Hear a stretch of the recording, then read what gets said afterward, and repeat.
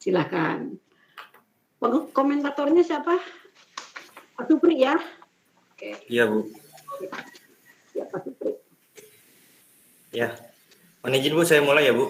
Ya, enggak. Sebentar, Bu Ari, kayaknya itu jendelanya ditutup aja. Kemudian pakai lampu dari depan aja, agak buram ya. Jendela tutup, itu gelap. Nah, kasih lampu belajar aja dari depan, Bu Ari. Nah, itu lebih. Nah, silakan, Pak Galih. Ya, Assalamualaikum warahmatullahi wabarakatuh. Waalaikumsalam warahmatullahi wabarakatuh. Sebelum kita memulai pembelajaran, mari kita berdoa. Silahkan Siti Rahma memimpin doa. Jadi teman-teman kita berdoa dulu. Selesai. Oke. Selanjutnya, seperti biasa, setelah berdoa kita siapkan dulu fisik dan mental kita buat belajar ya. Kita awali dengan jargon. Ketika Bapak bilang semangat pagi, kalian jawab dengan pagi sebanyak 3 kali. Kemudian ketika Bapak bilang belajar IPS, respect selama 3 kali ya. Semangat pagi. Pagi. Belajar IPS. Oke, ya terlihat sekali semangatnya sudah muncul, konsentrasinya lebih baik lagi ya. Agar semangat dan konsentrasinya masih lancar, kita bentuk dulu kelompok menjadi 6 kelompok ya. Kita kelompoknya dengan berurutan, mengular berhitung di patik duduk ya. 1, 2, 3, 4, 5, 6 dan berikutnya sampai mengular. Oke ya, silahkan mulai. Oke, sudah ya. Sekarang silahkan nomor 1, siapa tadi? Dewi, nomor 1 ya. Nah, yang nomor 1 yang lainnya silahkan berkumpul dengan nomor 1-nya. Silahkan. Kemudian nomor lainnya juga silahkan berkumpul. Oke, sudah ya, sudah pada kumpul semua ya. Oke. Pada pertemuan sebelumnya kita sudah mempelajari tentang kebutuhan dan kelangkaan ya. Nah, materi selanjutnya apa yang kita pelajari? Nah, berangkat dari kebutuhan dan kelangkaan, pasti kalian sudah makan sarapan. Saya tanya, Supri makan sarapan apa tadi pagi di rumah? Nasi goreng, Pak. Oh, nasi goreng. Kalau lu?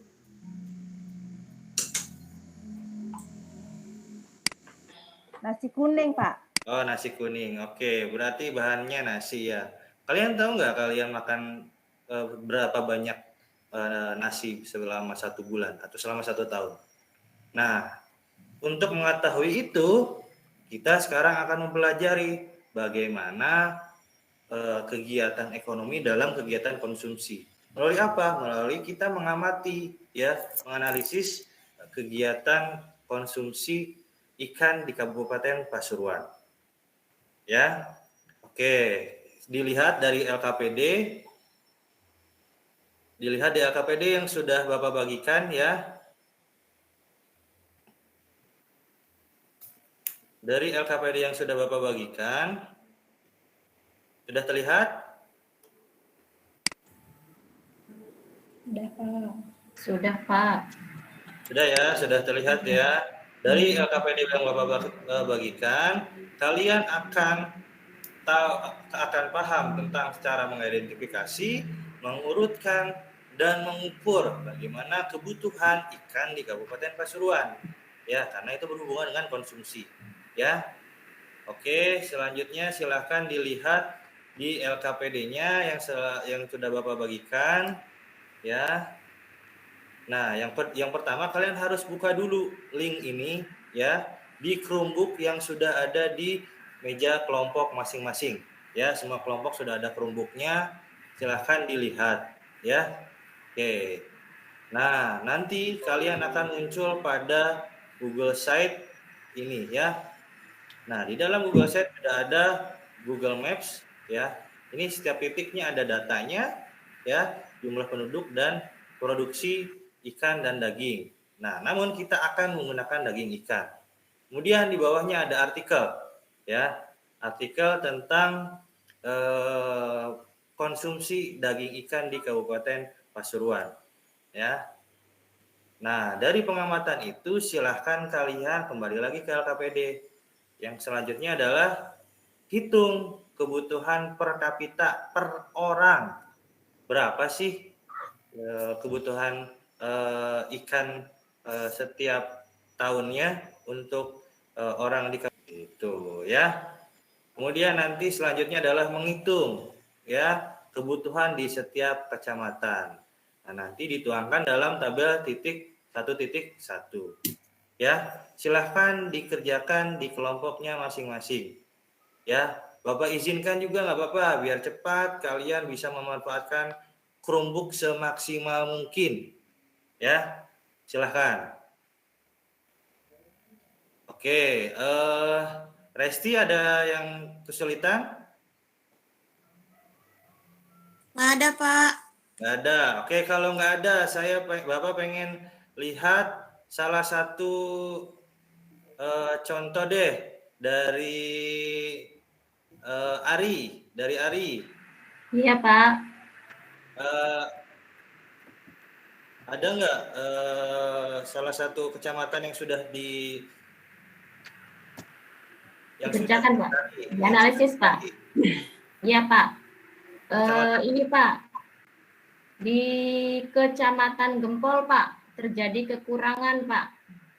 Kecamatan Gempol. Ya. Kecamatan Gempol kebutuhannya berapa?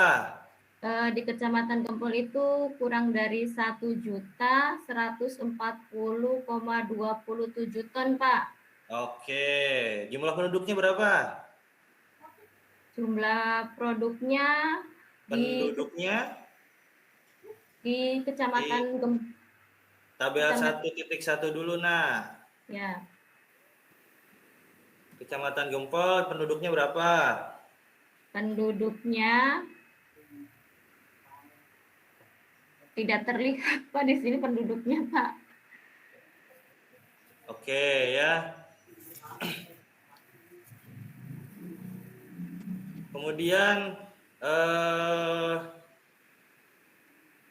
setelah kalian sudah dapat data di tabel 1.1, kemudian kalian urutkan ya, mana saja kecamatan yang paling konsumsinya tertinggi dalam konsumsi daging ikan hingga paling terendah. Ya. Sudah beres semua? Sudah. Ya. Kemudian Bu Yuni, apakah sudah ketemu Yuni kecamatan yang tertinggi? Tingginya yang Di tabel 1.2 sudah beres ya? Ya, Pak.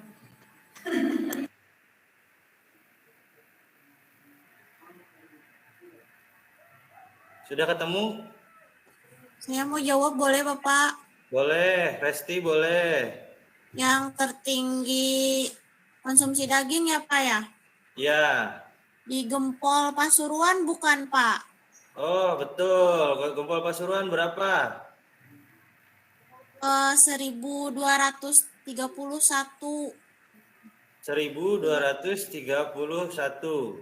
Iya, ya. kurang lebih, Pak. Oke, bentar ya. Cocokkan dengan apa yang sudah ada di Bapak. Betul sekali. Kemudian produksi ikannya berapa? Produksi ikannya sama, Pak. 91,70. Iya. Oke, ya. Di sana kekurangan atau kelebihan? Kurang, Pak. Oh, kurang ya. Sekitar 1.140 ton ya. Iya. Oke, dari situ kalian tahu ya bahwa kenapa sih di suatu daerah dari 24 kecamatan ini ada yang ada yang lebih, ada yang kurang. Yuni, kira-kira kenapa? Jadi Oh, setiap ada iya, yang Pak. kurang, ada yang lebih. Karena ini Pak kan karena kegiatan konsumsi yang dilakukan oleh manusia itu kadang-kadang itu terkadang tidak sebanding ya Pak ya dengan jumlah barang yang tersedianya gitu. Iya, betul. Kayak tadi ya, Gempol. Produksi dagingnya itu cuma 91, tapi kebutuhannya Banyak. kebutuhannya lebih besar dibandingkan barang yang tersedia, ya. Seperti itu, ya. Oke, kalian berarti sudah bisa menganalisis nih, ya, menganalisis kecamatan mana saja yang sudah terdapat konsumsi ikan dari mulai yang tertinggi dan yang terendah. Kemudian silahkan Bapak akan memberikan evaluasi pembelajaran sekaligus kalian bisa menyimpulkan kenapa sih kegiatan konsumsi itu sangat ada yang kekurangan, ada yang kelebihan, ya. Bapak sediakan 3 soal yang sudah Bapak sematkan di dalam LKPD, ya. Silakan dikerjakan. Oke, sudah semuanya? Belum Pak sedikit. Silakan Tri kumpulkan hasil evaluasi dari teman-teman kalian. Baik, Pak. Oke. Bentar, Pak. Belum. Oke. Ini, Sudah Pak. ya, Seresti sudah ya? Sudah, Pak. Sudah Pak, Oke. sudah. Nah, jadi sebelum kita mengakhiri pembelajaran hari ini, kalian harus paham bagaimana ketika kalian itu makan sarapan tadi, Supri makan nasi goreng, Luh tadi makan nasi kuning, itu harus diperhatikan baik-baik karena barang yang tersedia di pasar, di sawah, di toko itu terbatas sehingga kalian harus menghargai makanan yang kalian makan. Bukan hanya makanan saja, baju, barang-barang lain juga harus dihargai. Bagaimana kalian mengkonsumsi barang? Konsumsi barang bukan hanya dimakan ya, dipakai, ya, dirawat juga dan yang lainnya. Oke, itu saja untuk pertemuan hari ini. Jangan lupa pertemuan selanjutnya kita akan mempelajari tentang produksi, ya. Bisa dipelajari di rumah di materi selanjutnya, ya. Terima kasih atas. Assalamualaikum warahmatullahi wabarakatuh. Waalaikumsalam.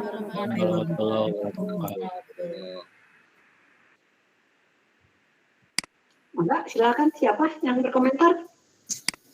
Ya, izin berkomentar ya, Bu. Kalau untuk micro teachingnya Pak Gali ini sampai bingung saya untuk berkomentar, Bu. Soalnya mungkin secara keseluruhan ya, Bu, itu dari mulai pendahuluan sampai kegiatan inti dan penutup serta umpan balik yang diberikan Pak Agus secara rangsangan motivasi itu sudah sangat baik.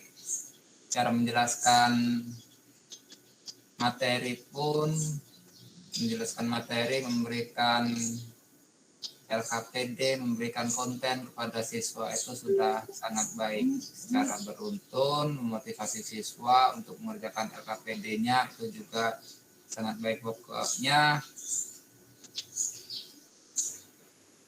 hampir sempurna lah, Bu. Tapi di sini kalau bisa ya Pak Gali untuk konten anak SMP itu data-data yang digunakan itu mungkin bisa menggunakan data yang lebih sederhana untuk numerasinya, karena untuk anak-anak seukuran anak SMP kebanyakan mungkin untuk kemampuan numerasinya masih terbatas ya Pak, belum sampai ke tingkat yang mungkin membingungkan untuk kata Ibu Neni tadi numerasinya. Terlalu angka-angkanya mungkin. Dan kemarin saran dari Pak Iwan juga kalau tidak salah itu kontennya kalau bisa diambil dari tahun yang tidak berjauhan. Kalau konten Bapak tadi kan masih di tahun 2013 ya Pak. Ya. Mungkin cuma itu saja Pak, selebihnya sangat baik Pak. Ya. Mungkin saya bisa belajar dengan Bapak nantinya. Siap, terima kasih masukannya. Izin Bu Neni, tadi Pak sebenarnya numerasi yang sulit memang karena pengoperasian penghitungannya tadi seperti yang disampaikan Bu Neni sebelum saya tampil di pengantar awal.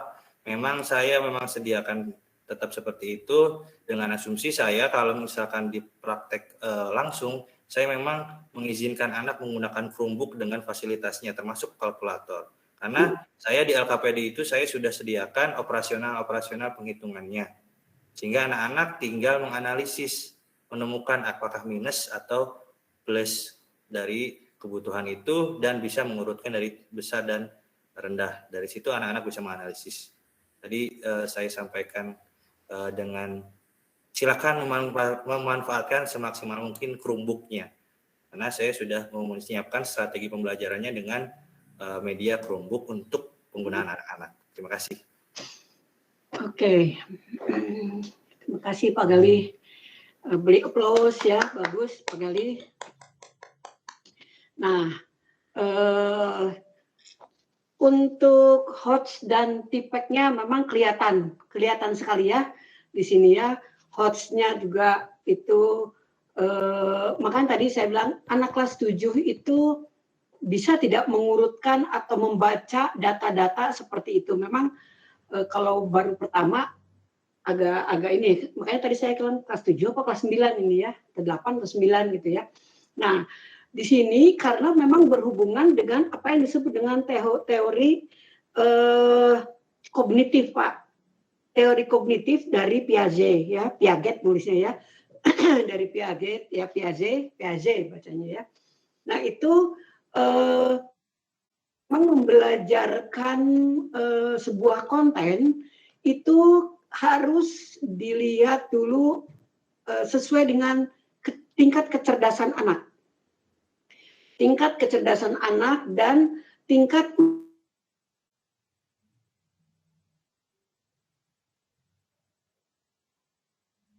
kemudian untuk problem based learning itu bisa mulai dari kelas 7 ya. Kalau yang untuk project itu biasanya kita di kelas 9 ya. 8 sudah mulailah diperkenalkan, kelas 9 itu untuk eksekusinya ya. Nah, kenapa seperti itu? Karena menurut teori dari kognitif dari Piaget ya, ini ada tingkatan-tingkatan kecerdasan ya.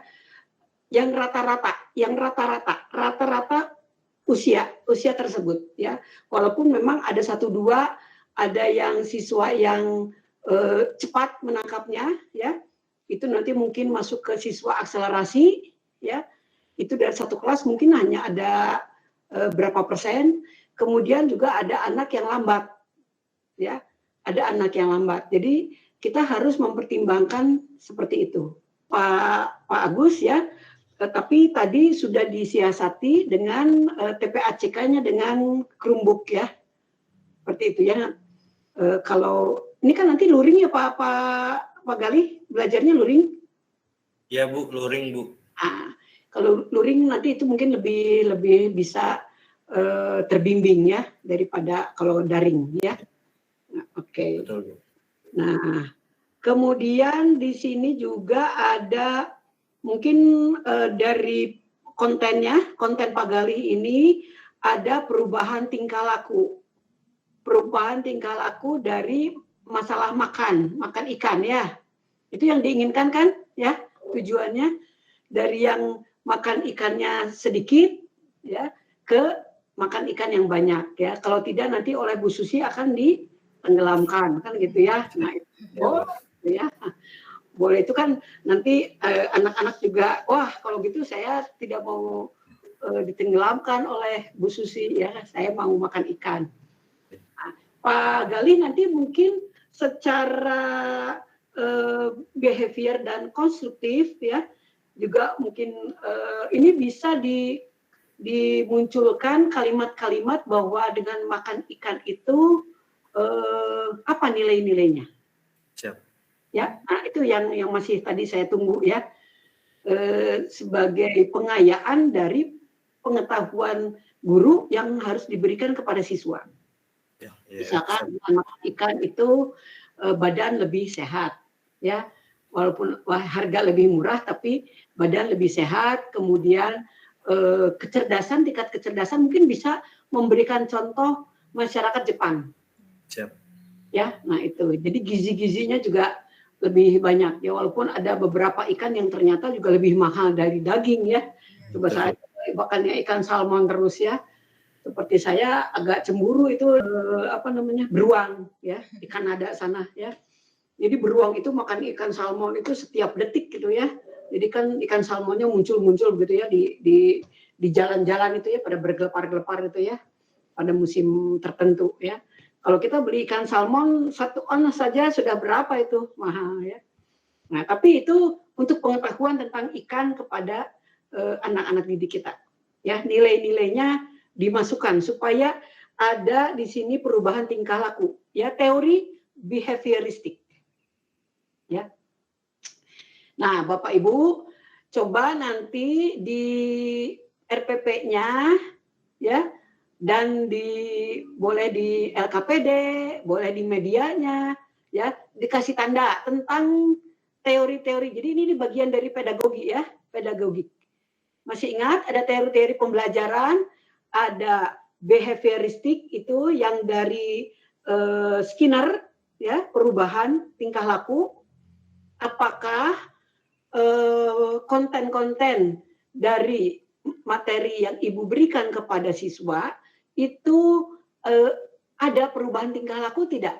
Seperti yang tadi Pak Galih kelihatan sekali itu ada keinginan untuk perubahan tingkah laku ya. Nah, kemudian ada teori kognitif dari Piaget ya, perkembangan kecerdasan siswa sesuai dengan usianya ya. Jadi apakah kalimat-kalimat atau konten-konten yang kita berikan kepada siswa kita ini sudah sesuai atau tidak dengan tingkat usia, tingkat kecerdasannya. Ya, kan kadang-kadang ada kelas-kelas akselerasi itu ya, Pak Galih ya. Kelas akselerasi itu kalau diberikan materi yang biasa-biasa saja itu bosan tuh, tidak mau dia. Ya. Pasti dia akan mencari search ya. Jadi curiosity-nya, keingintahuan itu lebih tinggi ya. Ada itu. Jadi itu juga kita harus mempertimbangkan seperti itu. Kemudian ada teori humaniora, humanistik. Jadi ada 4. Masih ingat ya itu ya? Itu ada 4 ya. Humanistik itu dari Maslow, Abraham Maslow ya. Itu teorinya adalah memanusiakan manusia. Jadi kita membelajarkan konten-konten kita itu tujuannya adalah untuk memanusiakan manusia. Ya. Seperti tadi ada panggilan Ananda oleh Pak Agus, itu adalah memanusiakan anak-anak didik kita lebih sebagai anak. Ya. Walaupun kalau itu sudah jarang ya. Panggilan Ananda, tapi memang betul tadi humanis, ya, humanistik di sini, memanusiakan manusia, ya. Itu tapi biasanya memang banyak dipakai di tingkat TK dengan SD ya, Bu Yuni ya, di SD banyak ya, masih banyak ya. Ya betul Bu. Kalau SMP itu sudah mulai berkurang biasanya, ya. Kemudian yang terakhir adalah teori konstruktivisme. Apakah konten-konten dan pembelajaran ya PBM pembelajaran kita yang tadi itu ya itu mengandung konstruktif perbaikan-perbaikan. Ada tidak Pak Galih, ada tidak konstruktivisme dari konten yang tadi Pak Galih bawakan, ada? Ya Bu, kalau tadi kan berangkat dari hasil analisisnya siswa Bu. Apa? Nanti siswa kan menyampaikan hasil urutannya, Bu. Kemudian anak-anak juga melihat perbedaan antara produksi dan konsumsi. Dari situ anak-anak bisa menganalisis. Konstruksinya apa? Konstruksinya, Bu? Itu alih makanan itu konstruksi. Jadi merubah mindset pikiran anak bahwa ikan itu lebih banyak gizinya daripada ayam, daripada daging, lebih sehat, bla bla bla. Itu konstruksi, ya, merubah mindset anak, ya. Kalau tadi yang Bu Dewi apa? Konstruksinya apa? Iya, Ibu. Tadi konten yang dari Bu Dewi apa? Konstruksinya apa? Sikap menghadapi globalisasi, Bu. Ya, sikap menghadapi globalisasi. Tadi dari makanan instan ke makanan yang harus yang makan. Jadi makanan sehat, ya, itu juga. Supaya ini mah hanya untuk latihan nanti hari Senin sekali itu ya, sampai mungkin kalau untuk kelas 7 itu numerasi tadi agak bingung dari pertama ya. Tapi entah kalau misalkan pembelajarannya luring itu memang waktunya agak lama ya, yang tapi semangat. Harus berbeda ya, Bu. Berbeda. Kalau pagi-pagi memang pagi-pagi, atau kalau belajarnya siang kan gitu. Iya, lupa kalau disepakat sama Ibu. Mohon maaf Bapak Ibu, sudah 26 menit. Ya, pakai semangat saja Pak Gali. Semangat. Ini nggak apa-apa, ini pertama ya, nanti kesananya biar lancar. Supaya kita tahu apa saja yang harus kita pelajari sekaligus dalam trik-trik untuk komprehensif ya. Nah, supaya tahu di mana kita itu. Oke, bagus Pak Gali. Bagus Pak Gali. Silakan lanjut ke Pak Iwan dulu. Mungkin ada komentar dari Pak Iwan, mangga Pak Iwan. Terima kasih Bu. Saya menyimpulkan saja dari Pak Supriyanto dan Ibu. Yang pertama dari Pak Supriyanto, memang betul bahwa kalau penampilan tidak usah dinilai, sudah bagus. Hanya memang dari segi konten, karena kelas 7 itu baru perpindahan dari kelas 6 SD ke SMP, sehingga kontennya lebih disederhanakan gitu. Sehingga saya ketika supervisi, pengawas menyebutkan, kalau evaluasi pilih yang sederhana, bahwa dari 32 siswa, pasti ada yang pintar, ada yang agak pintar, dan ada yang tanda kutip kurang pintar. Nah, kalau sudah ada terutama yang kurang pintar, kalau yang sudah kurang pintar bisa menjawab apa yang kita sampaikan, berarti materi yang disampaikan sudah bisa diterima. Apalagi ini berkaitan dengan analisis siswa begitu.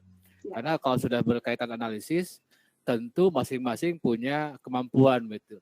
Berbeda kalau kita hanya memberikan penjelasan atau pemahaman atau hanya mengingat, pasti semua peserta didik akan bisa. Tapi kalau berkaitan analisis, itu kita bisa memilah mana siswa yang pintar dan seterusnya. Kemudian yang kedua berkaitan dengan Ibu, tadi ada siswa akselerasi. Di Bandung dulu pernah ada akselerasi, itu di SMP 2, 5, 11, itu pernah. Kemudian akselerasi Pak tapi di SMA 3. Kalau di SMP dulu ada Bu, cuman menjadi permasalahan karena mereka eksklusif. Artinya belajarnya harus menggunakan bahasa Inggris. Yang kedua materinya betul-betul esensial. Kemudian yang ketiga harus berbayar karena ada berkaitan dengan sarana dan prasarana. Itu ditinggalkan karena membuat peserta didiknya berbeda dengan peserta didik lain. Stres Pak, membuat peserta didiknya stres Pak. Itu ya betul Bu. Oleh anak saya seperti itu. Stres. Itu di Bandung sempat ada dulu begitu. Ada. Sekarang mah sudah dihilangkan, disamaratakan. Nah, kemudian berkaitan dengan Ibu juga sama seperti itu, bahwa kita memang harus betul-betul bisa memilah peserta didik begitu Pak. Jadi kalau untuk mengajar mah insya Allah Bapak Ibu sudah terbiasa, sudah menyampaikan terbiasa. Hanya memang kita harus melihat ini materi bisa nggak sampai ke peserta didik. Nah kemudian mengenai manfaat itu bisa di awal Pak. setelah tujuan pembelajaran, jelaskan manfaat kita mempelajari materi ini begitu. Iya. Misalkan tadi makan daging, ini kita akan mempelajari tentang konsumsi ikan di Pasuruan. Ini manfaatnya seperti anu dan sebagainya. Itu bisa di awal, baru kita masuk ke materi. Sehingga kita ketika masuk ke materi, anak akan tahu ini konsumsinya sekian di daerah kita dan sebagainya. Bagaimana pemanfaatannya gitu. Karena sepanjang yang saya tahu konsumsi ikan di Indonesia itu rendah. Padahal kita itu paling banyak sumber daya ikannya begitu. Beda dengan Jepang gitu. Ini karena sosialisasi tentang konsumsi ikan masih rendah begitu. Selamat untuk Pak Gali menyampaikan materi ke peserta didik begitu. Enggak, terima kasih Mbak. Ya, terima kasih Pak Iwan.